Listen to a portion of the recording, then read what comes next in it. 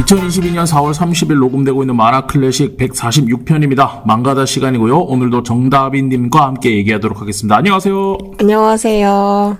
네, 반갑습니다. 원래 네. 지난주에 녹음을 했었어야 되는 건데 네. 제가 바빠서 원래 이 다빈님이 더 공사가 다 망하신데 제가 바빠서 못하고 넘기고, 그리고 금요일 날 저희가 여기서 만화 사교 클럽, 네, 했죠. 성수동 만화 사교 클럽 끝나고 나서 녹음을 하자 이랬었는데 그날 제가 또 피곤해가지고 또 미뤘더니 이제 토요일이 돼서 녹음을 하고 있습니다. 어떻게 시험은 다 끝나셨어요? 시험은 네, 화요일에 끝났고 성적도 금요일에 어제 다 나왔던 것 같아요. 성적도 네.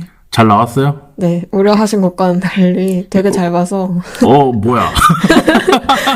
그래서 저 이번 주는 화요일부터 약간 안정된 마음으로, 편안한 마음으로 만화도 보고 애니도 보고 그랬습니다. 내가 정말 우려했을까? 요새로 그러면 안정된 마음으로 뭐 하고 지내세요? 맞아. 최근에 이번 주에도 본 건데 저번에 저희가 얘기했던 스파이 패밀리 애니메이션이 나오고 있잖아요. 네네, 넷플릭스에. 네. 보니까 그게 반응이 되게 한국에서도 좋고 일본에서도 엄청 좋은 것 같아서 네. 일요일마다 넷플릭스에 뜬 거 확인을 했어요. 잘 나왔나. 근데 보니까 돈을 되게 많이 들인 것 같더라고요. 퀄리티가 되게 좋은 것 같았어요. 좀 호불호가 있긴 하던데, 제 주변 사람들은. 네, 있겠죠. 아무래도. 그리고 아직 3화밖에 안 나왔죠. 그래서 좀 더 봐야 될 것 같긴 해요. 안 그래도 오늘 마지막에 그거 한번 여쭤보려고 그러는데 이미 보셨구나? 네. 진정한 덕후인 것 같습니다. 그리고 네. 어제였나? 제가 언제 녹음했는지 기억이 안 나네. 하여튼 이번 주에 네. 저희 만화클래식에서 하는 미학탐구의 시간 녹음을 했어요. 네. 그래서 최재훈 작가님이랑 그리고 임나온 작가님 같이 해서 녹음을 했는데, 이제 그날 제가 물어봤죠, 두 분한테. 이제 망가다 시간 들어봤냐. 그랬더니 너무 좋아하시면서 잘 들었다고. 그런 얘기를 해주시더라고요. 그래서 다음에 한번 저희 미학탐구의 방송 녹음할 때 오셔서, 다음에 아마 할 작품이 지금 방송에서 말하긴 그렇지만은 아마 다빈님이 좋아할 만한 작품이에요. 제가 이미 카톡으로 말씀드렸는데. 나는 그거 안 읽어봤거든, 아직. 저는 이제 말하신 거를 다 읽고 말해주신 그분의 작품을 원래 되게 좋아해서 한국에 안 나온 것도 되게 많이 읽었어요. 그래요? 그래서 네. 제가 그런 얘기를 했죠.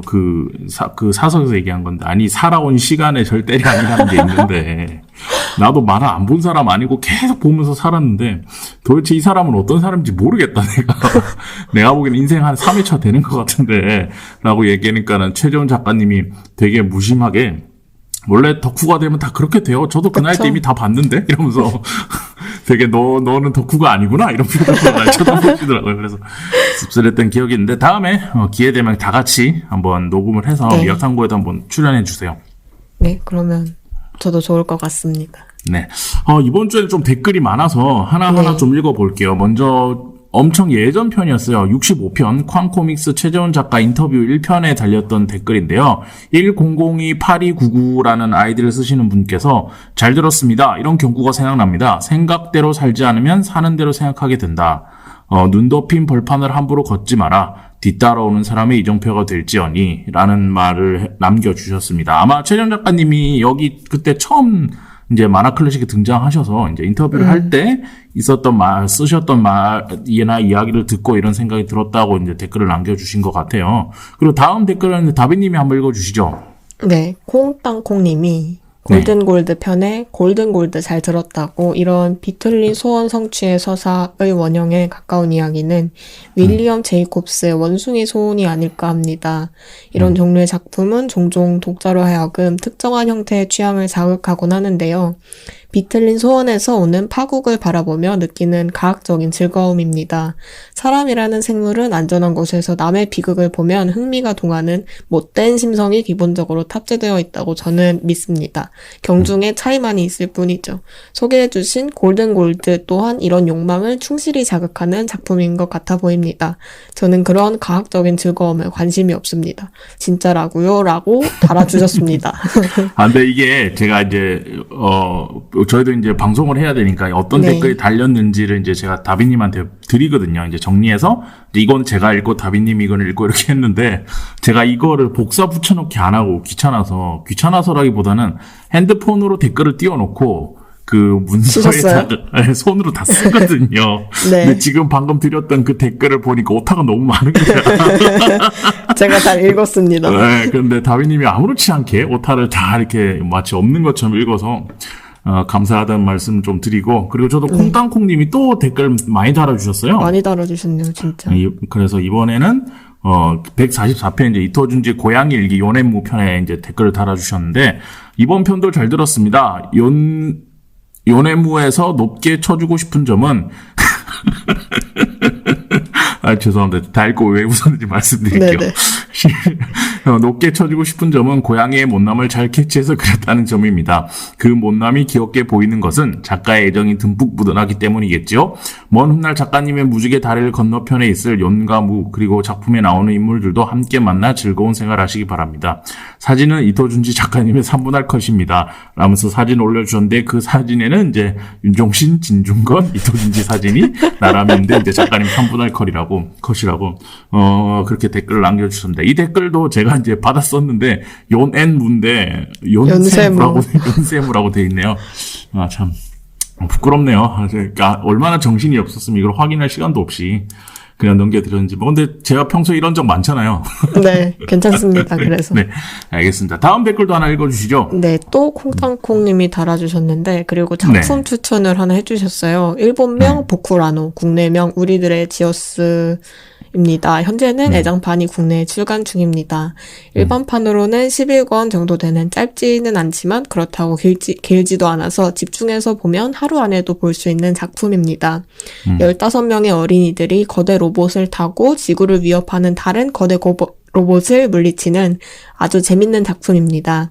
애니메이션화도 됐습니다만 어째선지 감독은 원작을 싫어했다고 하는데, 이렇게 신나는 작품을 싫어하다니 의외지요. 과학적이지 않고 온 가족이 둘러앉아 볼 수 있는 좋은 작품입니다. 추천드릴게요. 라고 달아주셨는데, 네, 인생 3회 차인 다비님 이거 혹시 보셨나요? 저는 보쿠라노는 이건 안 봤는데, 같은 작가가 나루타루 작가 작품인 걸로 이걸 기억하는데, 네. 제가 보쿠라노는 안 봤는데 나루타루는 봤어요. 근데 나루타루도 그렇고 이 작가가 세카이게로 유명한 사람인데, 아마 써주신 걸 보니까 이 보쿠라노라는 작품도 그럴 것 같고, 근데 나루타루는 좀 유명한 작품이라서 아시는 분들이 많겠지만 내용이 진짜 암울하거든요. 그래서 이 작품 설명에서 신나고 온 가족이 둘러앉아서 볼 수 있는 작품이라고 이제 달아주셨는데, 제가 생각했을 때는 절대 안 그럴 것 같고, 아마 이분이 페이크용으로 댓글을 다신 것 같다는 추측을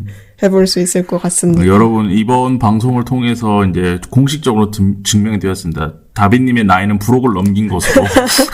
이걸 어떻게 다 알고 있는 거야, 도대체. 이건 안 봤어요. 나루타루를 봤지. 아니, 어쨌든 다 알고 있잖아. 뭐 얘기하면 다 알아. 저의 정말 이 짧은 덕력이 부끄러워지는 순간이 한두 번이 아닙니다. 이게 방송인이 가르치는, 여러분, 사석에서 만나면 그게 얼마나 심한 줄 아세요? 그 갭의 차이가 도저히 넘을 수 없는 갭의 차이가. 여튼 이렇게 오늘 요번에 댓글을 좀 많이 남겨주셨고, 그리고 이제 여러분들이 댓글 남겨주시면 저희가 지금은 이제 다 읽어드리는데, 너무 많으면 한 번에 다 읽어드릴 수는 없잖아요. 근데 이제 댓글 남겨주시면 그 중에서 뭐 AS 필요한 거라든지, 뭐 이렇게 작품 추천해 주신 거라든지 이런 것들도 한번 읽어보고 저희가 한번 소개해주면 좋겠다, 소개할 수 있겠다 싶으면 한번 얘기를 해보는 것으로 하도록 하겠습니다.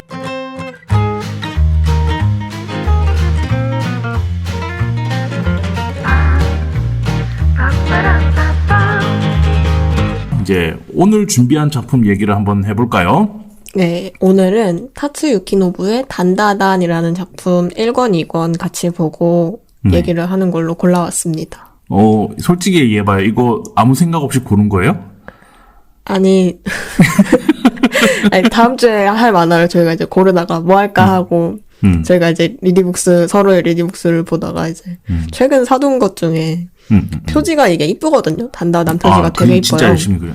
그래서 표지가 눈에 띄어서 하자고 제안했는데, 사실 다 보지는 않고 추천했거든요.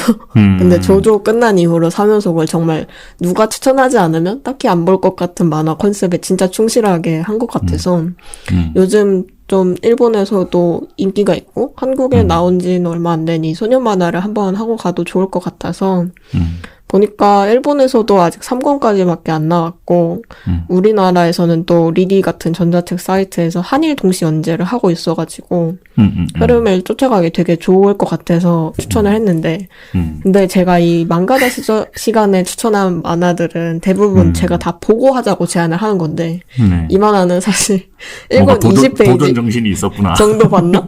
거기까지 읽고 하자고 했어요. 그때 아마 그때는 시험 기간이라서 머리가 돌아가다 만 것 같은데 저도 다 읽고 어쩐지 당황스럽다라는 생각이 먼저 들었던 것 같아요.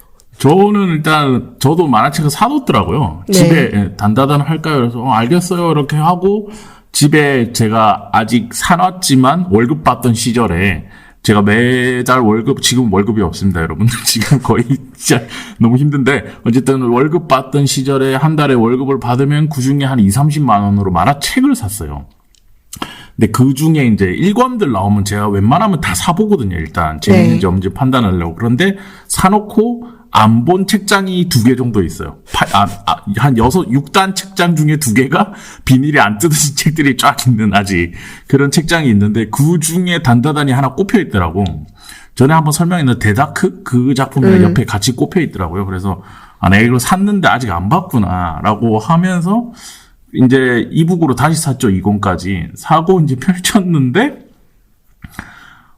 굉장히 당황스럽고 재밌었어요. 저는 굉장히 재밌었는데 당황스러웠던 지점들이 많았고 어쨌든 뭔가 얘기해보면 재밌을 것 같다. 그리고 보셔도 괜찮을 것 같다. 충격적인 측면에서 그런 생각이 좀 들었던 작품인데 이 스토리에 대해서 한번 얘기를 해볼게요. 이게 그 단다단 2권, 그러니까 1권에서 2권 넘어갈 때 1권의 스토리 요약해준 내용 그거를 좀 참고해서 쓴 글입니다. 유령 긍정파인 여고생 모모는 학교에서 괴롭힘을 당하던 괴기현상 오타쿠 타카쿠라 켄, 앞으로 이 친구는 오카룽이라고 불립니다. 이 오카룽이라는 남고생을 도와줍니다.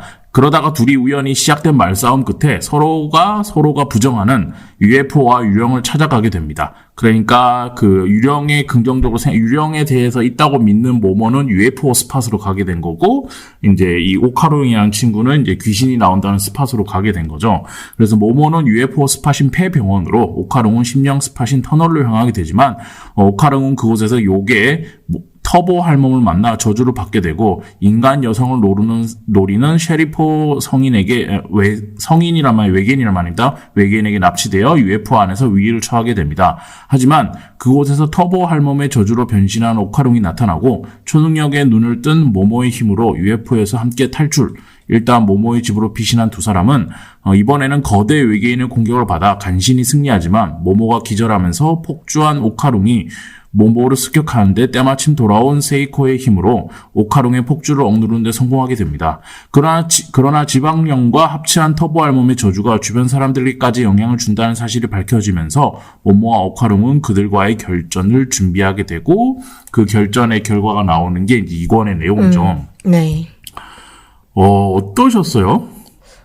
저는 일단 20페이지까지 봤을 땐 몰랐는데 계속 보다 보니까 초반부에 이제 할머니가 나오거든요. 모모의 할머니가 나오는데 그 할머니가 할머니인데도 불구하고 사실 하나도 안 늙은 얼굴로 나온다거나 주인공들이 막 자기들끼리 헛짓거리를 하다가 재앙이 일어나고 그로 인해서 막 숨겨진 능력을 자각하게 되고 뭐 앞을 제대로 안 보고 부딪혀서 키스를 한다는 소재나 전개 자체는 완전 고전 느낌이라 사람들 이런 거 2020년대 와서 아직도 해도 되는 거야 싶었는데 흐름이 되게 빨라요. 전개 흐름이 되게 빠르고 독자한테 1, 2권까지는 일단 독자한테 쉴 틈을 거의 안 주는 점이 있어서 그건 또 요즘 만화 같다고 생각을 했고 저는 이 만화를 사실 트렌드를 좀 파악하고 싶어서 구매를 했는데 뭔가 다 보니까 작화나 흐름 면에서는 트렌드가 반영됐는데 내용은 이제 약간 고전적인 소년 만화 그런 데서 영감을 조금 받았다는 인상이 강했던 것 같아요. 저는 이거 작품 이제 이권까지 읽고 나서 다빈님한테 처음 보낸 카톡이 그거였어요. 이거 19금 해야 되겠는데? 맞아요. 그랬는데 다빈님 절대 안 된다고. 다음에 이러면서 다음에, 절대 안 된다고. 네. 다음에요 이러면서 절대 안 된다고 그렇게 하셔서 네. 되게 시무룩한 상태고요. 이거 19금으로 얘기하면 정말 할 거 많거든요. 만화 자체는 15세일 거예요, 아마. 15세, 12세 이 정도 될 텐데, 기존의 만화에서, 그러니까 금기시 되거나 거의 다루지 않는 내용들이 있어요. 그러니까 이게 무슨 말이냐면, 기존의 만화가들 중에서 아무래도 이런 모험이나 액션을 그리는 작가들은 이제 남성 만화가들이 많잖아요. 특히 출판 같은 경우에는. 네. 그런데 그 사람들이 본인의 무의식에서 전혀 생각하지 못하기 때문에 꺼내놓지 못하는 어떤 그 키워드들이 몇 개 있거든요. 근데 이게 이 인류가 호모사피엔스가 이제 발전해 오면서 뭔가 권력이라는 게 생기고 그것들이 상징되는 그리고 그 권력자는 어차피 권력자도 여성의 몸에서 태어나서 이제 어머니 품에서 자라서 결국 권력자가 되는 거잖아요. 그렇기 네. 때문에 이렇게 키워드 한 두세 가지 정도 가지고 뭐 얘기할 수 있는 내용이 있어요. 근데 이거 얘기하는 순간 바로 19금이에요. 그렇죠. 그래서 난 그 얘기를 정말 하고 싶거든요. 왜냐하면 그걸 너무 서슴럼치 않게 이렇게 얘기하는 것 같아서 그 지점에 대해서 되게 얘기를 하고 싶었는데 이제 근데 그거를 이 작품에서 너무 아무렇지 않게 얘기해. 정말 던지죠. 네, 정말 아무렇지 않게 막 던지고 그리고 노년의 귀신이 오카롱 보고 하는 말이라든지 아니면 외계인들이 결국 번식을 위해서 꺼내는 말과 그리고 그걸 위해서 모모를 납치해서 하는 비주얼적인 모습이라든지 그리고 뭔가 모계 사회 말고 부계 사회의 근본으로 파고들었을 때 나올 수 있는 아까 제가 설명했던 그런 키워드들까지 이게 작가가 의도하고 한 건지는 모르겠는데 그 지점들이 나는 너무 놀라웠고 신선했어요. 와, 이렇게까지 꺼내서 한다고? 라는 생각이 좀 있었고, 네. 그래서 이 만화 보면서 되게 당황스러웠지만 뭔가 이 만화를 놓고 키워드를 가지고 논쟁하면은 얘기할 게 많을 것 같다라는 생각이 좀 들더라고요. 저도 이제 1화를 다 보고 나서 진짜 당황스러웠거든요. 전개가 KTX도 아니고요, 진짜.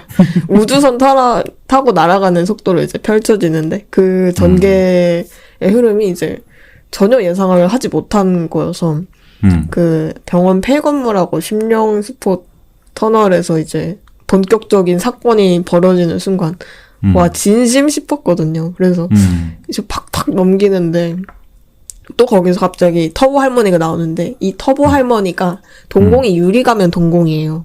빈 동공. 그래서 일단 그걸 보고 좀 이토준지 동공이라고 하시죠. 깜짝 놀랐고 그리고 나서 이제 앞에 성인수 작가님이 말해주신 대로 그 터보 할머니가 하는 말이 되게 진짜 황당해서 2번 놀랐거든요. 그리고 주인공인 이 모모가 외계인들한테 납치당하는 그 장면 보고도 이제 진짜 이거 나와도 되는 내용인가 싶어가지고 직접 골라놓고 계속 뭐라고 해서 죄송하지만 그랬고요. 근데 그 1화에서 괜찮아요. 제가 좋게 봤던 거는 그 터보 할머니가 되게 세잖아요. 여기서 되게 센 할머니인데 그 압도적인 힘을 보여줄 수 있는 강렬한 이미지들 그거를 작화로 표현했을 때 되게 좋았고 이 할머니가 하울의 움직이는 성에 나오는 황야의 마녀를 조금 닮았어요. 그래서 어딘지 모르게 얼굴이 익숙하면서도 작가가 의도했겠죠? 처음 등장한 보스 캐릭터잖아요. 그래서 그 보스 캐릭터의 강렬한 인상을 거기서 받을 수 있어서 그 점이 좋았고 또 그리고 그 처음에 나왔던 외계인이나 유령들이 이 만화에 또 중요한 보스 캐릭터잖아요. 앞으로도 계속 다른 모습으로 등장할 것 같은데. 아직은 뭔가 큰 역할을 한 건 아니죠. 네. 근데 걔네들을 물리치려면 물리적으로 엄청 강한 힘이나 여기에 염력이 나오거든요. 염력을 이제 동원을 한다기보다는 그 캐릭터들, 걔네 보스들의 속성이 있어요. 막 스모하는 외계인이 나오는데 걔의 경우에는 막 손을 땅에 짚으면 안 된다는 규칙이 있어서 그거를 한순간 야, 너 땅에 손 짚었잖아 이런 식으로 말한다든가 그리고 터보 할머니의 경우에는 술래잡기를 해야 한다는 규칙이 있어서 그 규칙을 이용해서 리타이어를 시키거든요. 그래서 그런 점이 좀 흥미로웠고 이 규칙들을 뒤에 나올 보스들한테 더 세게 적용해서 보여줘도 좋을 것 같다는 생각이 들었어요. 그리고 일본에는 여러 요괴나 괴이 같은 게 되게 많고 다양한 컨텐츠들에서 활용이 자주 되는 편이잖아요. 그래서 이 작가만의 유령이나 외계인 그리고 걔네들하고 전투를 하는 방식을 어떻게 보여주느냐가 앞으로의 관건이지 않을까 싶었어요.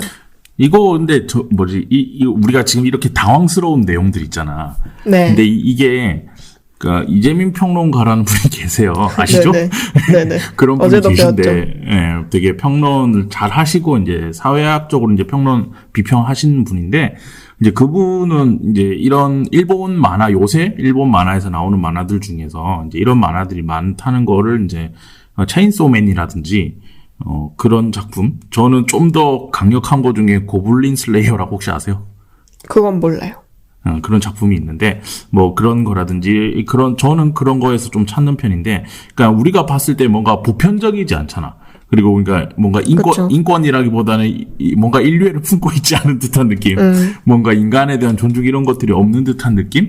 그리고 본인들이 하고 싶은 얘기, 그냥 내가 이렇게 할 건데, 어떡할 건데, 이런 듯한 느낌의 만화들이 많다라는 얘기를 좀 하시는데, 저는 이런 거의 뿌리를 전 개인적으로 진격의 거인에서 찾거든요. 저는 그래요. 그러니까 모르겠어. 진격의 거인이 보여주는 뭔가 비주얼적인 충격 이런 거가 있었다고 저는 생각하지 않아요. 그런데 그런 그 진격의 거인 결말도 그렇고 그리고 흘러가는 내용도 보면은 그냥 작가가 자기가 하고 싶은 얘기를 막 하는 거잖아. 그런 지점에서도 좀 뭔가 연속해서 지금 현재 일본 만화, 그러니까 완전 메이저 시장, 이것도 지금 메이저 시장에서 나오고 있는 만화인데, 네. 메이저 시장에서 완전히 딱딱 틀에 박힌, 솔직히 얘기하면 스파이 패밀리 같은 작품이 그런 작품이죠. 딱 잘 짜여져서 만들어진. 그쵸. 그런 작품 말고, 요런 식으로 뭔가 새롭게, 특이하게, 뭔가 변화되는 느낌으로 나오는 이런 작품들 같은 경우에는 뭔가 연속해서 좀 생각해 볼 지점도 있을 것 같다라는 생각도 좀 들었어요, 보면서. 왜 이런 걸 계속 내지? 라는 생각도 들고, 그리고 제가 그 작품 제목이 생각이 안 나는데, 거친 계절의 소녀들이연가? 네. 혹시 아세요? 그건 알아요. 그거 그 애니메이션도 있죠. 네, 보셨어요, 혹시? 네, 봤어요. 그것도 저는 보면서 좀 충격적이었거든요. 그러니까 뭔지 알 것 뭔가 같아. 우리가 작품 소재로 잘 쓰지 않는 키워드죠. 그쵸. 그리고 어쨌든 다 미성년자잖아. 네, 학생들이죠. 물론 미성년자가들이 그런 호기심이 없거나 서로 그런 얘기를 안 한다는 건 아니지만 그런 것들을 그 메이저 시장에서 아무렇지 않게 딱 꺼내놓는 거? 이게 이런 에너지들, 일본만에서 생겨나고 있는 이런 에너지들이 나중에 어떻게 또 문제를 일으킬 수도 있고 다른 영향력, 좋은 영향력이 생길 수도 있고 그건 모르는 건데 그런 지점에서 좀 생각해 볼 지점도 있지 않나 이 작품을 읽으면서. 전 너무 놀랐어요. 이 단단을 읽으면서. 저도. 그런 지점들이 좀 있었다라는 말을 좀 드리고 싶습니다. 아, 맞아. 그리고 어제 이제 이재민 평론가님이 또 해주신 얘기인데 이 작가가 체인소맨 작가 어시스트를 했어요. 체인소맨 때 어시해가지고 이제 이 작품으로 유명해진 건데 그 사람 영향을 조금 많이 어쩔 수 없이 많이 받은 것 같다고 저도 보면서 그런 생각이 많이 들었어요. 그렇다고 하더라고요. 네. 체인소맨 작가가 오셨다고. 그리고 아까 했던 얘기를 조금 이어서 또 해보자면 제가 이제 일본의 유령이나 이 괴이가 주요 소재가 되는 작품 중에서 니시오 이신이라는 라이트 노벨 작가의 작품을 원작으로 한 모노가타리 시리즈라는 애니메이션을 좋아하거든요. 그래서 그거를 특유의 연출하고 목 꺾기 기법이라고 유명한 샤프트라는 애니메이션 제작사에서 만든 애니메이션이거든요. 근데 이게 진짜 오랫동안 히트를 친 시리즈라 애니가 꽤 최근까지도 신시리즈가 나온 걸로 알고 있어요. 그래서 근데 그 애니메이션의 1화에서도 그 크랩 있잖아요. 개의 괴이가 씬 여자가 나오거든요. 근데 꽃게. 네, 꽃게. 근데 여기도 이제 일본에서 개의 괴이가 나와가지고 이걸 봤을 때 딱 그 생각이 났고 그 모노가타리 시리즈의 괴이들은 확실히 이 니시오 이신이라는 작가의 괴이들로 이제 보여지는데 단다단에 나오는 유령이나 외계인들은 이제 앞으로 어떻게 제시될까 그게 저한테는 되게 궁금한 포인트 중에 하나였던 것 같아요. 저는 그 꽃게가 씌워진 그런 좀 괴수, 괴물 이런 네. 것들 하면은 계속 원펀맨의 개가 생각나. 그 있잖아, 아직 원펀맨 되기 전에 한 방 네. 그 싸워서 죽이는 애, 이제 눈알 뽑아서 죽이는 애. 걔가 좀 생각이 나던데. 근데 그리고 저도 일본 괴수나 이런 것들 이렇게 뭔가 좀 인간과 괴물이 이렇게 뭔가 동물과 변합돼서 괴물로 그려진 이런 것들도 되게 좋아하긴 하는데, 그것도 그렇고 제가 볼 때 이 작가가 그 단행본 단다단 1권, 2권 처음 시작할 때 일러스트를 2페이지 정도씩 그려서 이제 서비스로 넣어주잖아요. 근데 이게 퀄리티가 굉장히 높아요. 네, 맞아요. 그리고 되게 스타일리시하고, 요즘 그냥 아무 때나 거리에 무슨 옷가게 이런 데다 딱 그냥 크게 걸어놔도 되게 어울릴 것 같은 뭔가 그런 느낌이 좀 들어서 굉장히 공들여서 이게 일러스트를 그리고 있구나 이 작가가 라는 생각이 저는 좀 들었고, 그래서 이 작품을 통해서 이제 보여주고 싶은 게 이제 이 모모와, 저는 이제 일본어 발음이 안 되니까 모모와 오카룽이라고 할게요. 이 둘이서 이제 뭔가 썸인 듯 썸이 아닌 듯한 그 상태를 계속 유지하면서 뭔가 보여주고 싶은 것 같아요. 근데 거기에 얘들이 굉장히 스타일리시한 캐릭터로 중간중간에 이제 옷 같은 것도 바꿔 입으면서 나오잖아요. 네. 근데 그게 이제 작가가 이 작품을 통해서 보여주고 싶은 한 축이 아닐까라는 생각이 드는데, 근데 이런 식으로 이제 두 명의 남자 주인공, 여자 주인공이 이렇게 막 싸워가면서 뭔가 괴수들을 이겨가면서 죄송합니다. 레벨업 하는 게 예전에도 그런 작품이 있는데, 혹시, 아니야, 이분은 인생 2회차니까 알 수도 있을 것 같은데, 전설의 마법 쿠루쿠루라고 아세요? 마법진 쿠루쿠루. 네, 맞죠? 앞에 전설의 마법, 마법의 전사 쿠루쿠루 네. 있고 많이 바뀌긴 하는데, 그거 아신다고? 네. 그걸 왜 알아? 맞습니까? 나 어릴 때 본 건데, 빨간 망토 차차라고 혹시 알아요? 그건 알죠. 너무 유명해요. 그걸 어떻게 알아? 유명해요. 뭐 차차는 유명하죠. 아니, 여러분, 당신 시대 때는 안 했을 거 아니야. 우리 시대, 나 어렸을 때 그래요? 본 거야, 이거. 또 해줬나?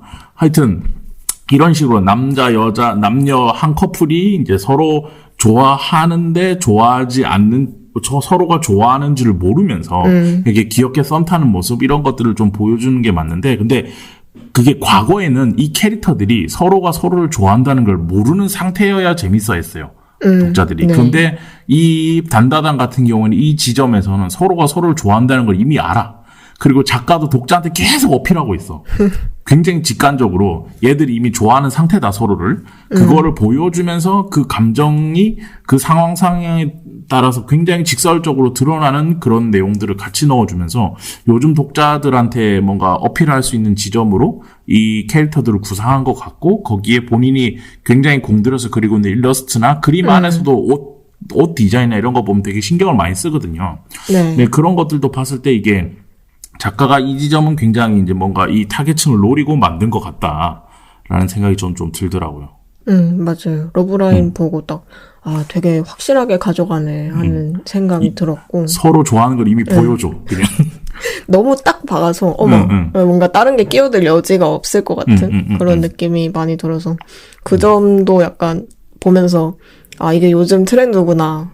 그런 생각을 할 수 있었고, 또 주목이 됐던 게, 그 터보 할머니, 저희가 앞에서 말했던 보스 모업 중에 하나인 터보 할머니 있잖아요. 네네. 근데 그 터보 할머니가 결국에는 주인공 파티한테 져서 영혼이 되게 약해져서 마네키네코의 몸으로 들어가잖아요.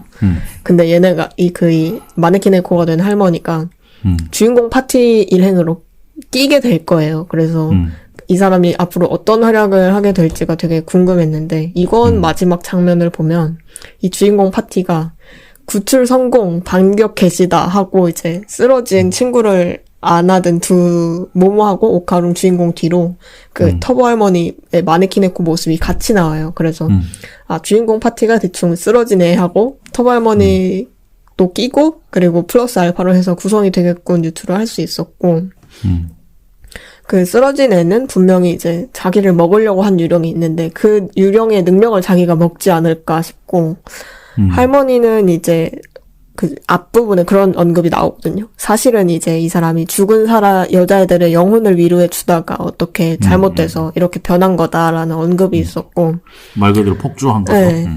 그래서 원 포지션이 유령이기도 하니까 이 이권뿐만 아니라 또 중요한 순간에서 어떤 힘을 발휘하지 않을까 싶어서 저는 오카롱이나 모모뿐만 아니라 이 할머니하고 관련된 전개도 조금 궁금증을 유발하는 점이 있었던 것 같아요. 그리고 부록이 있거든요. 이 맨 뒷장에 완전 내용 끝나고 부록이 나오는데 그 부록에서 그 마네키네코의 귀여운 캐릭터의 얼굴로 되게 웃긴 짜투리 만화를 이 할머니한테 주더라고요. 그래서 그 담당이라서 저한테는 여러모로 재미있는 캐릭터로 다가왔어요. 그 터보 할머니가 이제 네. 네코가 되고 나서. 근데 이게 모든 이런 모험을 시작할 때 굉장히 이제 어려우면서 되게 그 작가 입장에서 어려운 점이 뭐냐면은 첫 번째 등장한 빌런이잖아. 처음 등장한 빌런은 굉장히 세 보여야 되거든요. 네. 굉장히 세 보이고 굉장히 큰 뭔가 미션을 주는 애인데 나중에 전체 세계관을 봤을 때 별거 아닌 놈이어야 돼. 그래서 이게 굉장히 만들기 어려워요. 뭐 강철 연금술사도 그렇고 뭐 원피스 보면은 헤르메포나 아니면 광대 버기 이런 애들도 보면은 처음에는 엄청 세 보이잖아. 근데 걔들 버기 진짜 귀엽죠. 네, 지금 보면 그냥 개그 캐릭터인 거잖아요. 네. 그런데 그렇기 때문에 작가 입장에서는 이 세계관, 처음 시작될 때 이 작품의 세계관도 보여줘야 되고, 얘들이 진짜 힘겹게 뭔가 하나의 첫 번째 성취를, 첫 단추를 끼는 것도 보여줘야 되기 때문에 이런 것들이 다 복합되어 있는 첫 번째 빌런을 만들 수밖에 없어요. 네. 근데 이러다 보니까 이제 작가 입장에서 내가 봤을 땐 정도 좀 많이 들죠. 그 캐릭터에. 그쵸. 신경을 많이 쓰게 되다 보니까. 그러다 보니까 원래 대부분 이런 모험을 보면 처음에 나왔던 되게 등장했던 빌런들 같은 경우는 금방 으악 하고 죽어버리는 게 아니고 작품이 계속 나와요. 근데 그때부터 이제 개그 캐릭터로 많이 나오죠. 그렇죠. 네, 그런 경우가 많은데 제가 봤을 땐 이 터보 할머니도 약간 그런 캐릭터로 앞으로 계속 쓰지 않을까? 라는 그런 생각이 좀 들더라고요. 그래서 고양이 몸에 고양이죠. 고양이 네, 인형이었나? 고양이죠. 네, 고양이 인형. 몸에 딱 들어가서 집에 딱 나타난 그 순간 느꼈어. 뭔가 얘가 알고 있는 또 주인공들이 힘들어할 때 뭔가 잡지식 같은 걸로 막 도와주고 이렇게 하겠구나. 그런 생각이 좀 들어서 앞으로도 쭉 나올 것 같고, 나중에 그 1권에 방금 말씀하셨던 것처럼 이게 터보 할머니가 사실은 죽은 여자애들의 영혼을 위로해주다가 그렇게 잘못된 거라는 얘기가 있어라는 걸 언급하잖아요. 네. 그래서 분명히 중간쯤 갔을 때 이 터보 할머니한테 독자들이 감정이입할 수 있는 뭔가 비하인드 스토리를 좀 꺼내놓지 않을까. 그리고 그게 뭔가 또 연결될 거라는 생각이 좀 들더라고요. 맞아. 오카룽이 능력을 얻거든요. 어쨌든 주인공이니까. 근데 이 능력이 터보 할머니한테서 온 거란 말이에요. 터보 할머니하고 융합을 해서 그 융합을 한 이후로 분노하거나 뭔가 감정이 치솟아 오르면 이 사람의 모습이 바뀌고 성격이 바뀌어요. 원래는 되게 좀 오카룽이라는 친구가 원래는 좀 찌질하고 동급생들한테 괴롭힘을 당하기도 하는 친구인데 그 터보 할머니의 힘을 얻은 다음부터는 이제 바뀔 때가 있거든요. 근데 문제는 그렇게 멋있어 보이거나 임팩트가 있지 않았다는 생각이 저는 들었던 게 이 기본 세팅 자체가 좀 구부정해서 그런가 키가 작아서 그런가 모르겠는데 그 임팩트가 조금 부족해서 그 점이 좀 아쉬웠어요. 이 캐릭터의 기본값 설정에 일단 2권까지는 읽으면 뭐가 그렇게 많지 않거든요. 그래서 얘로 사실 그렇게 엄청 멋있는 변신을 도모하기는 아직 쉽지 않겠다 싶지만 그 임팩트가 5% 부족한 느낌이라서 근데 아직은 연재 초이니까 나중에 이 오카롱이라는 캐릭터가 친구들하고 여러 난관을 거쳐가면서 뭐 각성도 더 하고 터보 할머니랑도 같이 각성하고 뭐 변신 모드도 여러 개로 나눠서 하고 그러면 좋을 것 같다는 생각이 들었어요. 다빈님 만화 캐릭터 중에 이게 좀 숏한 다리 짧고 이런 캐릭터 별로 안 좋아하는구나. 네. 키시베 로안처럼 길어야 되고. 네. 길었으면 좋겠어요. 얼마 전에 카톡 사진을 키시베 로안이랑 같이 찍으셨더라고요. 네, 키시베 로안 누이를 친구가 빌려줘가지고. 내가 그거 일부러 원래 카톡 푸사 바뀌면은 바뀌었네 하고 한 번씩은 눌러보잖아요. 그 뭔가 그러니까 뜨니까 이제 눌러보는데 안 눌렀어. 딱 보고 뭐야 저 로안이네. 로안이네 이러면서 안 눌렀는데 이거 여담인데 제가 요새 무슨 밴드 동아리 학생들 밴드 동아리 아카데미에서 이제 알려주고 있는데 어떤 밴드들이 J-팝 음악을 좀 하겠다. 그러니까 일본 음악을. 그런 이제 일본은 되게 샤랄랄라한 그 포크송 있잖아요. 그런 것들을 하겠다고 하길래 저는 그런 거 제 취향이 아니거든요. 근데 하여튼 그걸 들었어. 근데 이제 유튜브 뮤직으로 들으니까 그게 이제 랜덤 재생되는 거 있잖아요. 알아서 추천곡이요? 세트했는데 그 중에 한 곡이 들어온 것 같은데 두 곡이 들어왔는데 하나는 이제 진격의 고인 오프닝인데 내가 그걸 따라하는 이상한 덕후들 되게 많이 봤는데 그게 무슨 노래야 이랬었거든. 여기서 할 수는 없고 하여튼 그런데 그거를 실제 곡을 들어보니까 그 곡은 되게 암울하고 좋더라고요. 진짜 진격의 곡을 어울리는 느낌이었는데 그거 말고 갑자기 무슨 노래를 내가 들었다가 이 노래 좋네 하고 딱 봤는데 조조 노래였어요? 네, 조조의 기묘한 그 옥이 파이팅 월드? 모르겠어. 오프닝 노래인 것 같은데 그게 너무 좋은 거야. 계속 박차를 가하는 듯한 노래였어. 그래서 그거 듣다가 근데 그게 너무 좋아서 내가 그걸 좋네 하고 넘겼거든. 그런데 오늘 아침에 딱 일어났는데 내가 미쳤나 봐. 왜요? 그 멜로디가 계속 생각나는 거야. 일 벤토 도로 유고 칸노라는 분이 부르셨다는데. 그분은 이제 음악 담당하신 분. OST 볼륨 1이라고 돼 있고 오버튜어? 하여튼 이 노래인데 그래서 나 이 노래가 조조 애니메이션에 처형 부금이 있어요. 그게 처형 부금이에요. 오브의 처형 부금. 아 진짜요? 근데 난 이게 갑자기 자고 일어났는데 그 멜로디가 너무 생각나는 거야. 그래서 누워가지고 이게 무슨 노래지? 그래서 한 시간 동안 한 시간 너무 구라고 한 30분 동안 찾아서 그걸 켜놓고 들으면서 또 잤어. 하여튼 여전히 조조에서 벗어나지 못하고 있다. 네네. 근데 아까 이제 말씀하셨던 오카룽이 이제 뭔가 분노했을 때 모습 바뀌는 거, 저도 그 디자인 별로 안 어울린다고 생각했어요. 그리고 뭔가 좀 너무 뜬금없는데? 라는 생각이 좀 들었고, 그리고 걔들이 일반인이잖아. 네. 일반 학생들 상대로까지 굳이 그렇게 변하면서 보여줘야 되나?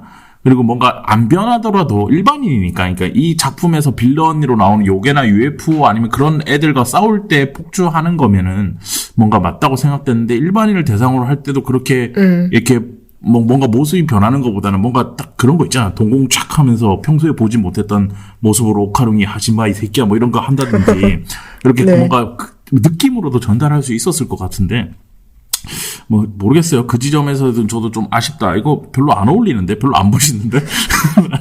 라는 생각도 들었고 그리고 걔가 별로 겁먹은 것 같지 않은데? 친구가? 라는 생각도 좀 들더라고요. 어쨌든. 네. 그래서 저도 이제 사실 이제 독자들의 취향이 있고 또 본인의 고집이 있을 수 있는데 그중에서 이제 업그레이드를 한다면 얼마나 타협할지 아니면 지금 모습 그대로 갈지 그런 게 좀 궁금했고 개인적으로는 진짜 업그레이드를 해줬으면 좋겠다. 맞아. 네. 그리고 또 이 작품도 주목도가 지금하고 비슷하게 유지만 되면 애니화가 될 것 같거든요. 그리고 이제 또 만약에 비슷하게 주목도가 유지가 된다면 애니가 어떻게 만들어지느냐가 이 작품 판매 부수, 앞으로의 판매 부수에 있어서 그게 되게 중요할 것 같다는 생각이 들었고 또 액션 만화다 보니까 화려한 이미지를 뽑으려고 하면 사실 얼마든지 뽑아낼 수 있는 만화라서 애니를 만들면 그런 장면들이 어떻게 나올까 그것도 되게 관심이 갔어요. 아까 이제 스파이 패밀리 얘기를 해서 이제 같이 붙여서 좀 얘기를 해보자면, 그러니까 제 주변에 있는 사람들은 저는 아무래도 작가군이나 이쪽에서 전문가로 활동하는 PD군들이 많을 거 아니에요, 제 주변에는. 네. 그런 사람들은 이제 스파이 패밀리 만화를 되게 좋아했어요, 만화책을.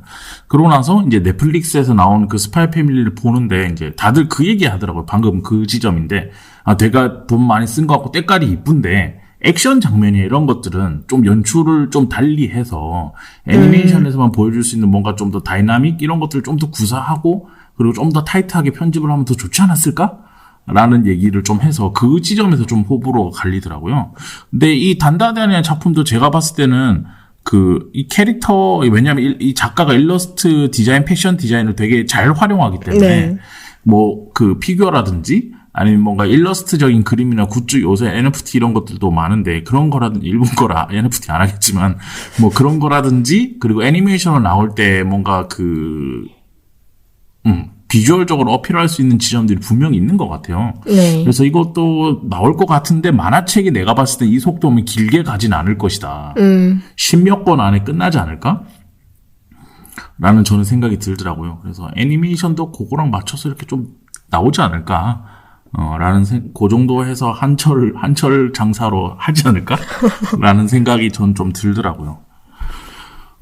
그리고, 뭐랄까. 네. 괜찮았어요. 전 재밌었고.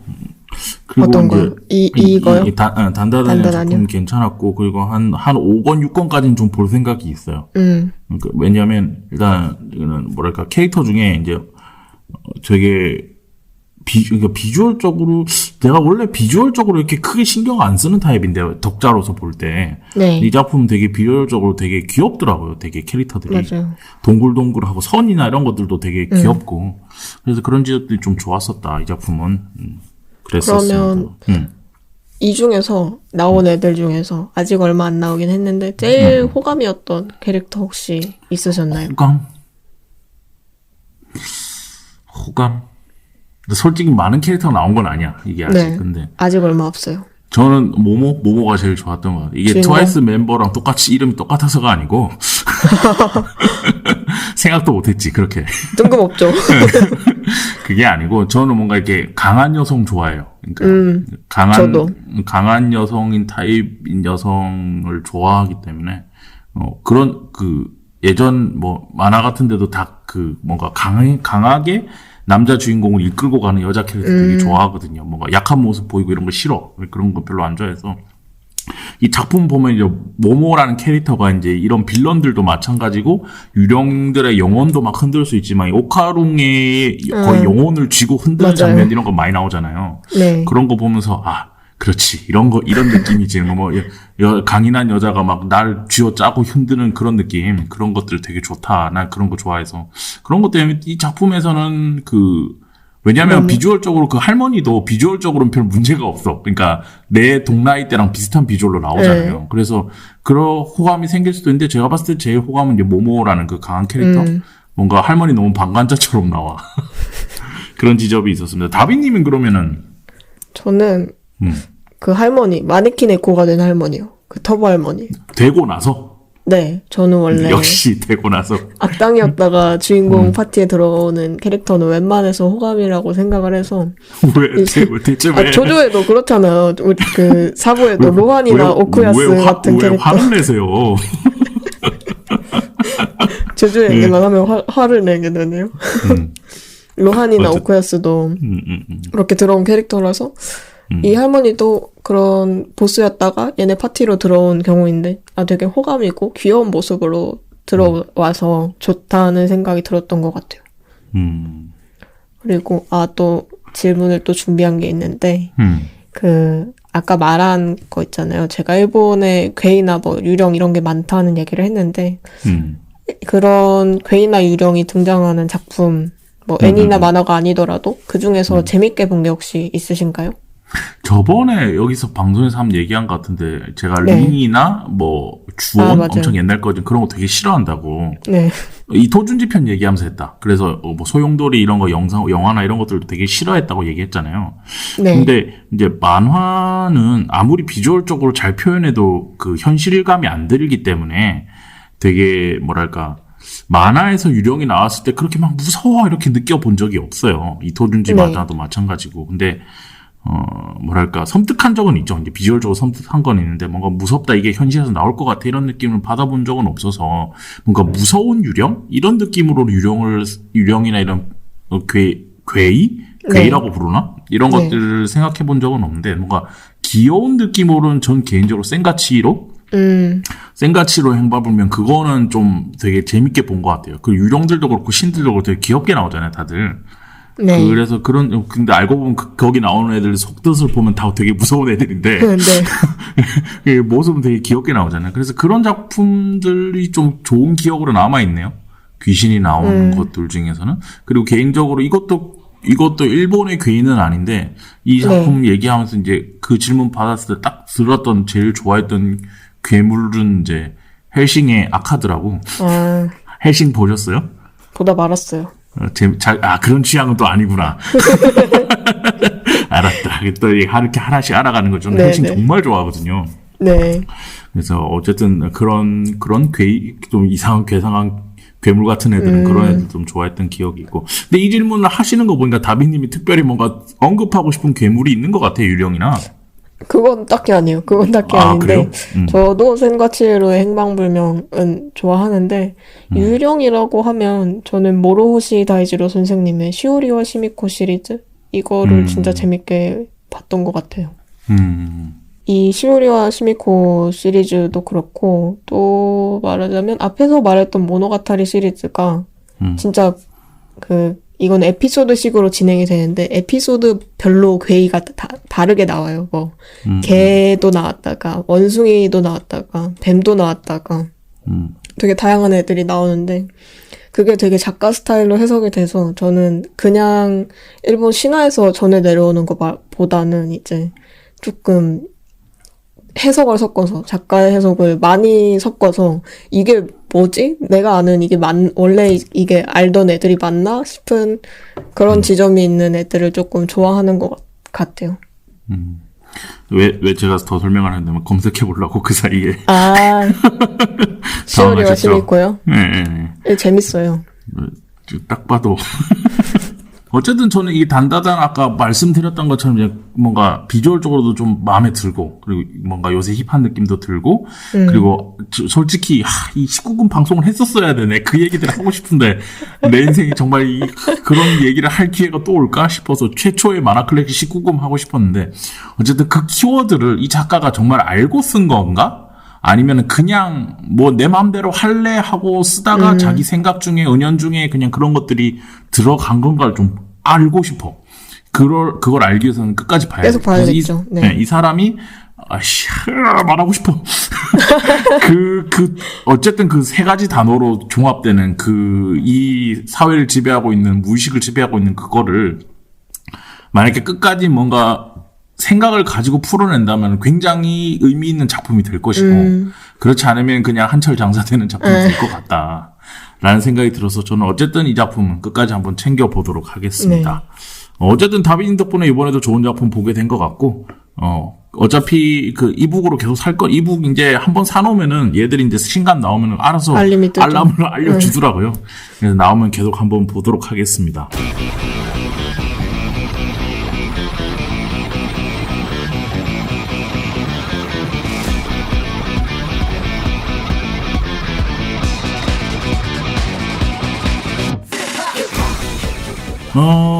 그래. 방금 하던 얘기를 좀 계속 하자면은, 네. 이제 코너를 하나 만들려고 그래요. 왜냐면 이제 만화클래식도 여러 가지 작업을 해야 되기 때문에, 지원 사업이 떨어졌기 때문에, 네. 또 코너를 만들어야 되는데, 그 중에 하나가 뭐냐면은, 일본은 왜 공포 만화 잘하지? 그러니까 이번에는 되게 연구하시는 분들, 만화를 이론적으로 연구하시는 분들을 모실 거예요. 네. 그래서 그분들한테 일본은 왜 공포 만화나 이런 것들을 잘할까? 그 계보가 어떻게 되나? 그리고 뭐 예를 들어서 일본은 왜 만화가 세나? 다른 나라보다 만화 왜 이렇게 잘하나? 뭐 이런 얘기라든지 뭐 요새는 또 시장이 바뀌어서 바뀌어야 될 지점들이 많지만 뭐 그런 것들 얘기하는 코너? 이거 완전 이론 연구 관련된 거죠. 그런 것도 하나 만들 것 같은데 방금 소개해 주신 이 작품 거기서 해주세요. 시오리와 시미코 이거 얘기하면서 일본에 이런 거 되게 완전히 기기개개도 그렇고. 네. 그래서 이런 것들을 볼 때, 이 사람들은 왜 이렇게 이런 걸 잘하지? 뭐 공포 만화가 어려운데, 하여튼 뭐 그런 얘기를 좀 해보는 그런 코너를 하나 만들 생각이라서, 방송 봐주시는 분들 좀 기대해 주시면 좋을 것 같고. 네. 이제 그러면, 아직 4월이구나. 내가 학교를 그만둔 지가 너무 오래돼가지고, 시험 치고 나면 방학인 줄 알고. 아니죠. 기말고사가 있죠. 그렇죠. 그리고 인스타에 보면 계속 이상한 괴식을 만들어 드시잖아요. 네네. 열심히 먹죠. 안 올린 것도 많아요. 그러니까 뭔가 계속 만들어 드시더라고요. 그래서 정말 부지런하다 이런 생각을 좀 하고 있습니다. 오늘 2022년 4월 30일 토요일이었고요. 녹음되고 있는 만화클래식 146편 유키노부 타츠의 단다단 1, 2권 얘기를 해봤습니다. 다음에 한 5권, 6권까지 또 내용 진행되면 한 번 더 얘기하시죠. 네. 좋습니다. 알겠습니다. 저희는 또 다음 주에 다른 망가다로 찾아오도록 하겠습니다. 여러분 잘 지내시고 다음 주에 뵙겠습니다. 감사합니다. 감사합니다.